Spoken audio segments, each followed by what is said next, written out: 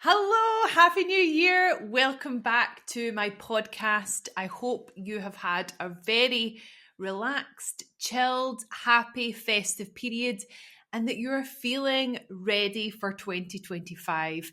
I think in this episode of the podcast, I'm just going to ease myself back in with a little bit of just, housekeeping, telling you what I've been up to, some things that I've been thinking about over the festive period, and how I'm going to be moving forward into 2025. And I think you might be surprised to hear what is on the cards for me in 2025. How was your break? Did you feel relaxed? Did you take time off? My break was 2 full weeks off.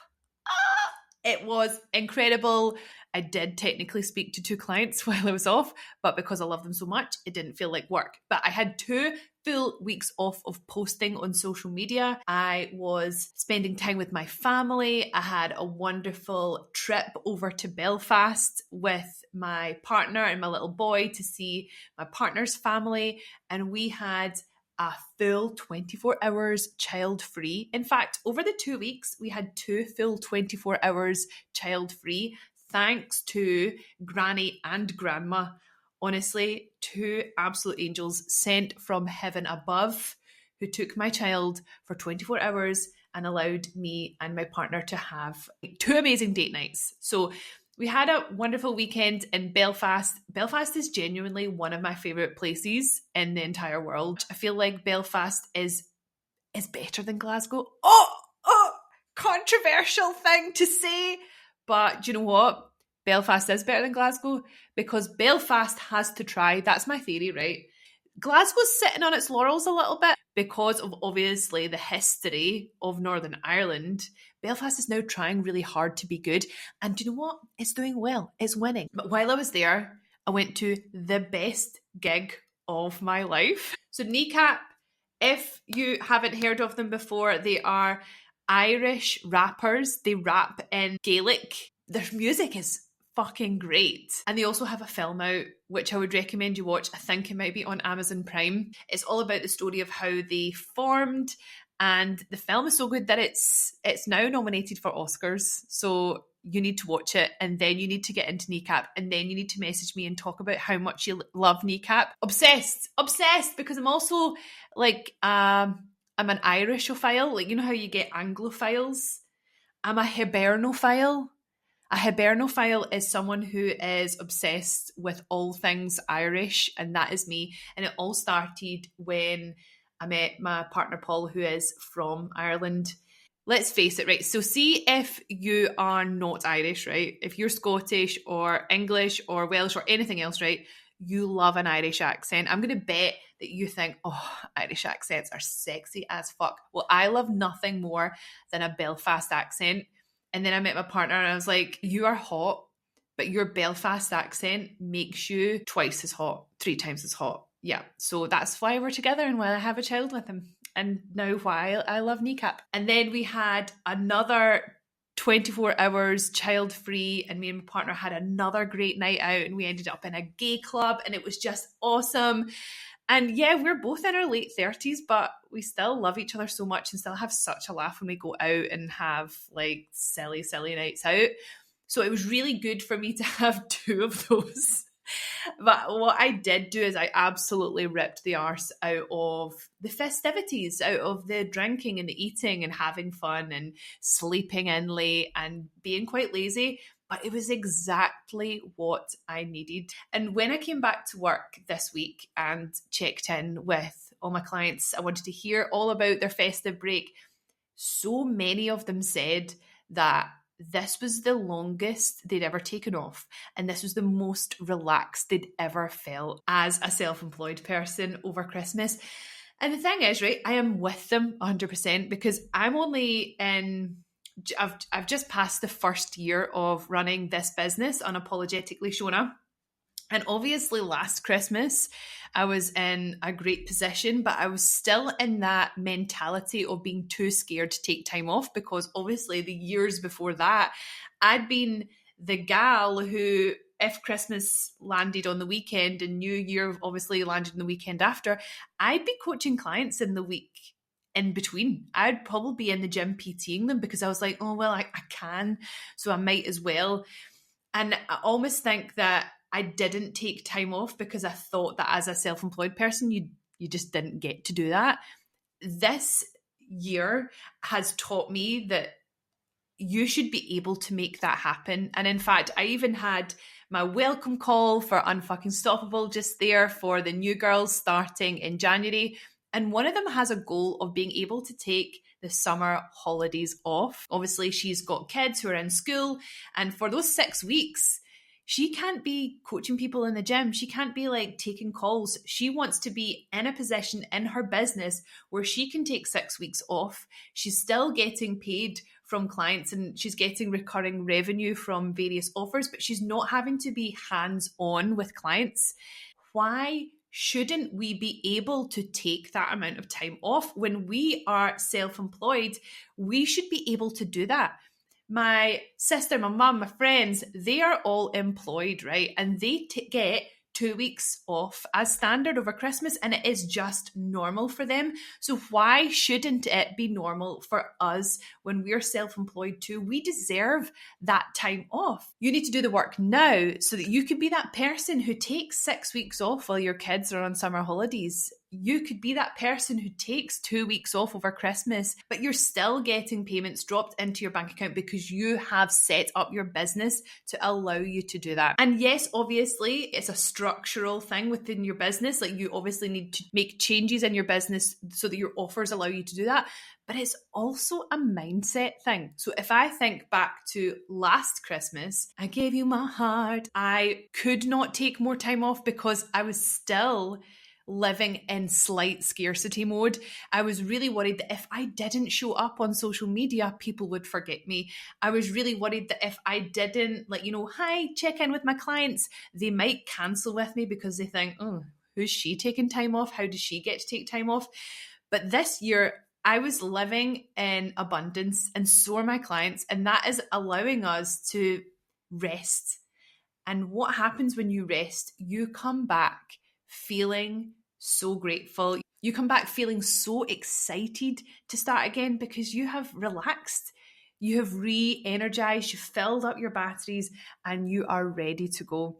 And that is such a nice feeling. So if you are listening to this and you're thinking back over the last few weeks and you haven't been able to take time off, then we need to make some changes within your business, but we also need to have a look at where you're at in terms of, are you living in a place of abundance or are you living in a place of scarcity and lack? And that takes time to heal. We can work on that. So I am, as I said, only just passing the first year in my business, and I have had an incredible first year in business. It has been wild. To get to the position that I'm at right now would probably take a lot of people a lot longer than this, especially with a brand new business.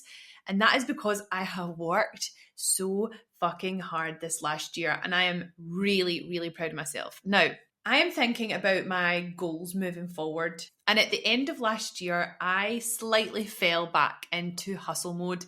I was constantly searching for more. And it was making me quite unhappy. And it comes when the only driver for you in your business is more, making more, serving more, having more clients.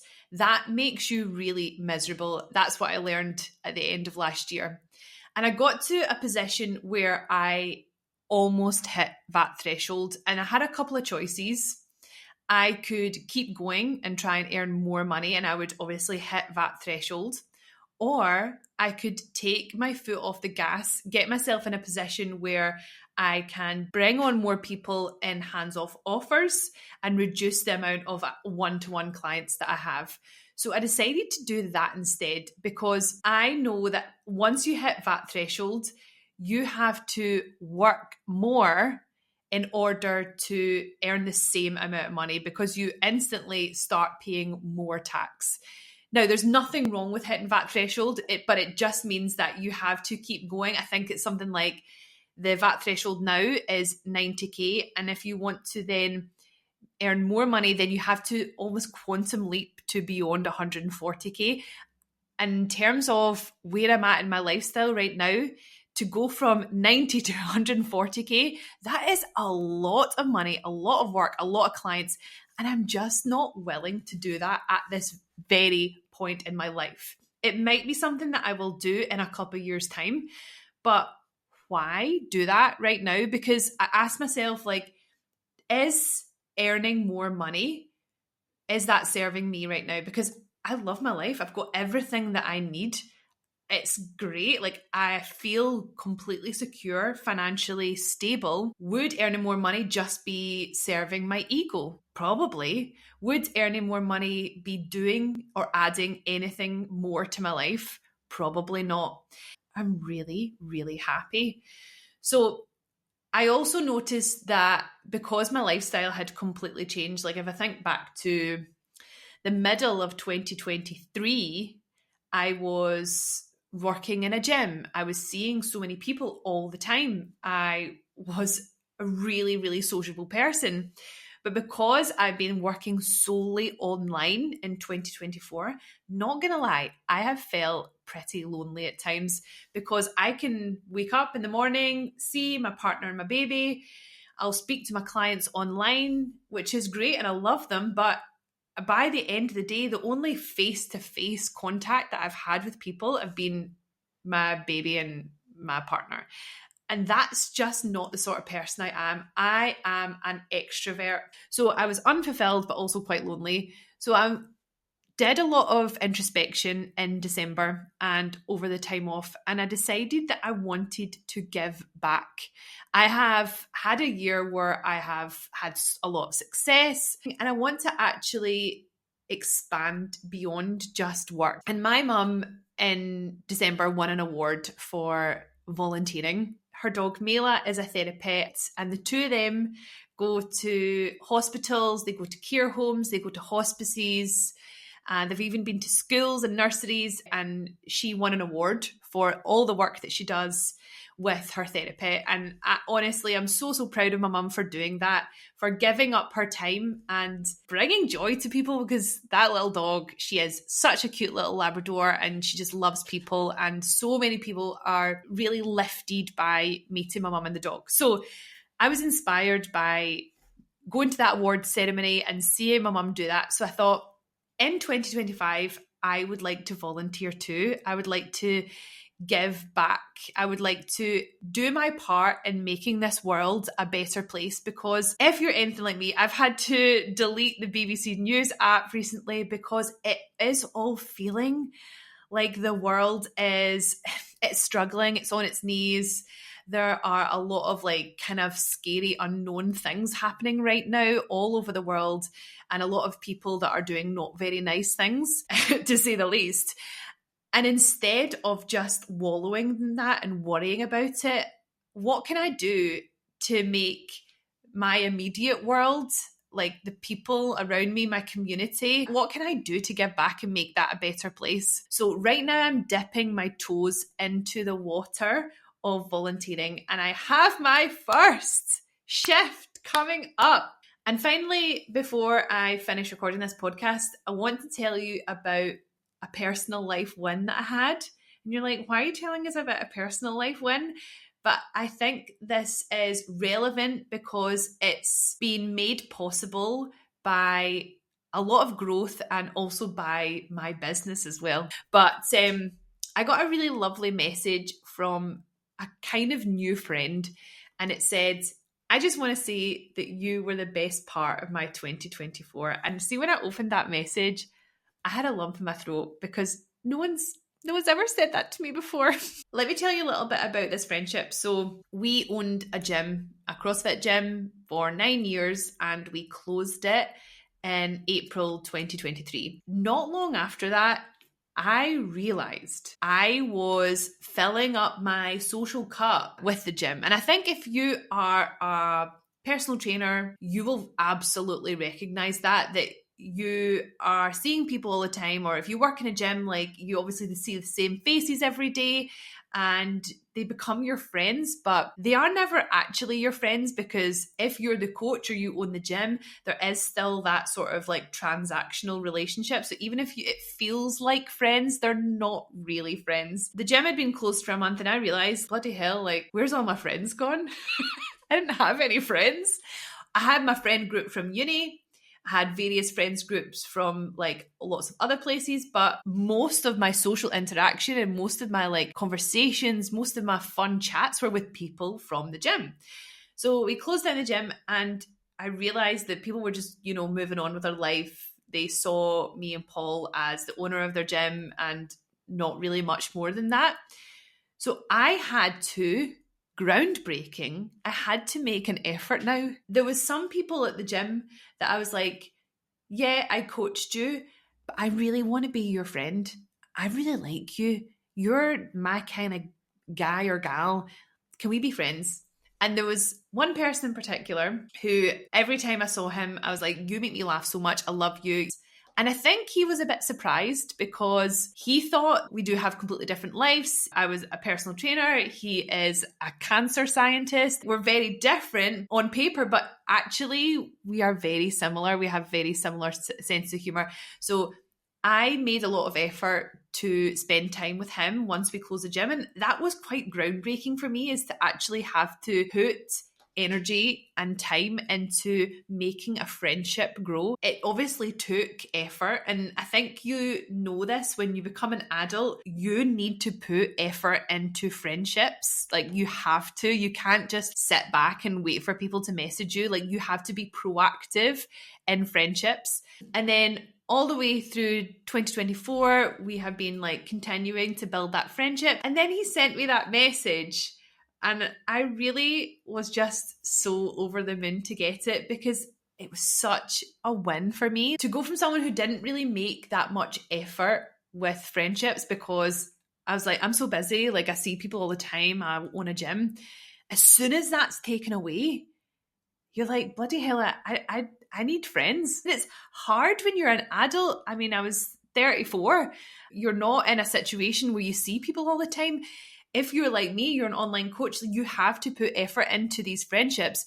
And that comes when you have space and time, energy from your business to do that. You do need to have time outside to invest in that particular side of your life. And so I'm really proud of myself for doing that. And I just love this person so much. I feel like we have really developed a close friendship. He is such a fun person to be around. I think the first time that I went to his house, he also is an incredible piano player. And he said, Shona, do you like to sing? And I was like, I fucking love singing. And he's like, what would you like to sing? I was like, how about Shallows by Lady Gaga? And he was like, okay, started playing it. And it was honestly like something at a film. Like, he was playing, Paul was sat on the sofa, I was singing, his partner was singing the male part. And I was like, this is meant to be. This friendship was meant to happen. Paul, not going to lie, was probably feeling wildly uncomfortable, but the three of us were like, in the shallows, shallows. Just like having the best musical theatre time of our lives. This podcast has been a bit of a stream of consciousness, but if you take anything away from it, I want you to dig into what you want out of life. There's a lot of people out there helping people earn more money, helping people get more clients, blah, blah, blah. But if you get more money and earn more clients at the sacrifice of having a really lovely life, then to me, it's completely useless.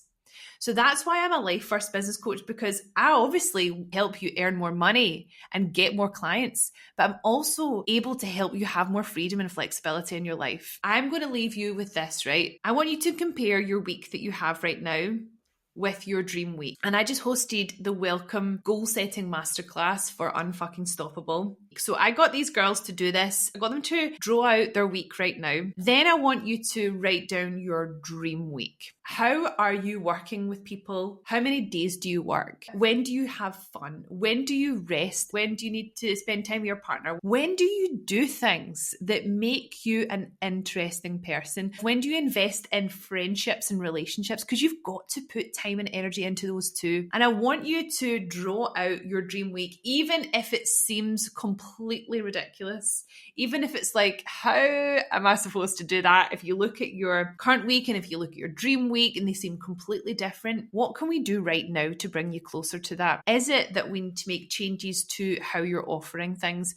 Is it that we need to have better boundaries? Or is it that we actually need to install that self-belief that you can do that? Because it literally all starts with the belief that you can make that happen, and it will happen for you. It might take time. If I look at what my week looked like a year ago, 2 years ago, 5 years ago, completely different, but my week now is absolutely perfect. I wouldn't change a single hour of it, but it's taken me time and effort to get there. But it all started by doing something different. So what is that? What do you need to do differently right now? And if you want to talk to me about getting help with that, then all the links are going to be in the show notes. I hope you've enjoyed this podcast, and I will speak to you soon. Bye.